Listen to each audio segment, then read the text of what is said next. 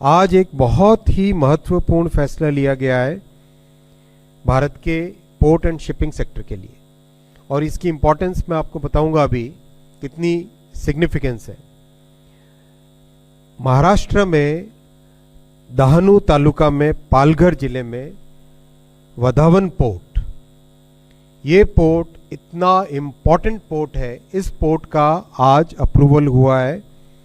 76,200 crore rupees का project है। ये 76,200 करोड़ रुपीस का प्रोजेक्ट है। इस प्रोजेक्ट की सबसे बड़ी इंपॉर्टेंस आप समझे अगर, आज पूरे देश में करीब करीब 20 मिलियन TU कंटेनर की जो कैपेसिटी होती है, 20 मिलियन TU कैपेसिटी है। उसके कंपैरिजन में इस अकेले वधावन पोर्ट में कंटेनर की जो नई कैपेसिटी क्रिएट की जाएगी वो है 23 मिलियन TU कंटेनर्स। मतलब पूरे देश की जितनी कैपेसिटी है आज, उसके बराबर और उससे ज़्यादा कैपेसिटी एक अकेले वधावन पोर्ट में क्रिएट की जाएगी। बहुत ही सिग्निफिकेंट है देश की ट्रेड के लिए, एक्सपोर्ट के लिए, इंपोर्ट के लिए और देश में रोजगार की सृष्टि के लिए। ये ये टर्मिनल मेगा पोर्ट बनेगा। टोटल इसकी कैपेसिटी होगी 298 मिलियन टन्स, 298 मिलियन टन्स। इसकी एक बहुत नेचुरल एडवांटेज है।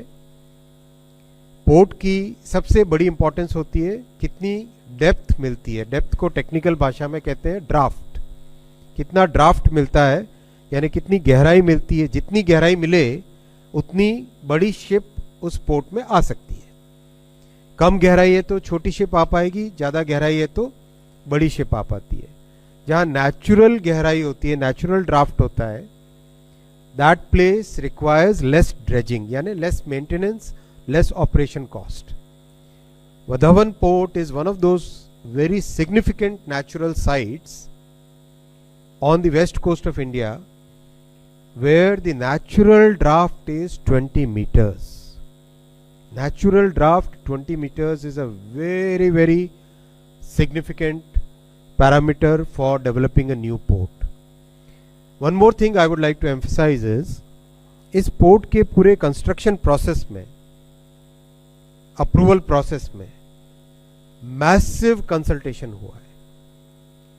एक एक स्टेक होल्डर के साथ बातचीत हुई है, उनके व्यूज़ लिए गए, उनके कंसर्न्स को एड्रेस किया गया है। बहुत सारे डिज़ाइन चेंजेस लोकल पॉपुलेशन की नीड्स को ध्यान में रखते हुए किए गए।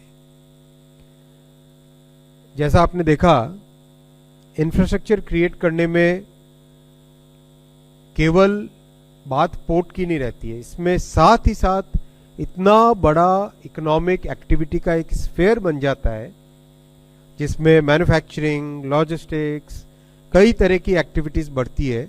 इस पोर्ट से एस्टिमेट किया जा रहा है कि करीब 12 लाख एम्प्लॉयमेंट जनरेट होगा। करीब 12 lakh employment opportunities will be created by this port. This is going to be a mega terminal and this will be an integral part of the IMEC corridor. जो इंडिया मिडल ईस्ट कॉरिडोर है उसका एक integral part ये port होगा। इस port की railway connectivity और highway connectivity port की डिज़ाइन के साथ ही इंटीग्रेट की गई है। रेलवे करीब 12 किलोमीटर दूर है पोर्ट से और हाईवे थोड़ा सा उससे ज़्यादा है, और ये डेडिकेटेड फ्रेट कॉरिडोर के साथ लगा हुआ पोर्ट है। सो पोर्ट का जो सबसे बड़ी एडवांटेज होती है, दो होती है। एक होती है डेप्थ, दूसरा होता है हिंटरलैंड के साथ कनेक्टिविटी। तो इसमें हिंटरलैंड के साथ जो कनेक्टिविटी है वो सीमलेस कनेक्टिविटी होगी, 12 किलोमीटर दूर डेडिकेटेड फ्रेट कॉरिडोर। तो अपने आगामी समय में इकोनॉमिक एक्टिविटी, इकोनॉमिक ग्रोथ के लिए Vadhavan port will be a major multiplier impact रहेगा। इसका बहुत बड़ा माइलस्टोन है इस प्रोजेक्ट को आज अप्रूव करना। इस प्रोजेक्ट की शुरुआत करीब 60 साल पहले हुई थी। इस प्रोजेक्ट को कंसीव किया गया था 60 साल पहले, लेकिन ये मोदी जी का फोकस है कि वो दूर की सोच के बहुत ही एक विजन के साथ, बहुत क्लैरिटी के साथ आगे का भविष्य की क्या रिक्वायरमेंट्स होगी, उन रिक्वायरमेंट्स को ध्यान में रखते हुए फैसला करते हैं। इसमें 9 कंटेनर टर्मिनल्स रहेंगे जिसमें मेगा वेसल्स आएंगे, मेगा कंटेनर वेसल्स आएंगे, वेसल यानी शिप, मेगा कंटेनर शिप्स इसमें आएंगी। 4 मल्टीपर्पज बर्थ रहेंगी, 4 लिक्विड कार्गो बर्थ रहेगी, यानी पेट्रोलियम इंपोर्ट हो गए, ऑयल इंपोर्ट हो गया, इन सब के लिए। 1 रोरो बर्थ रहेगी, रोरो बर्थ यानी जिसपे गाड़ी आए और शिप के अंदर सीधी बैठ जाए, यानी ऑटोमोबाइल एक्सपोर्ट्स के लिए काम आएगी ये। और 1 कोस्ट गार्ड की बर्थ रहेगी। It's going to be a very big port.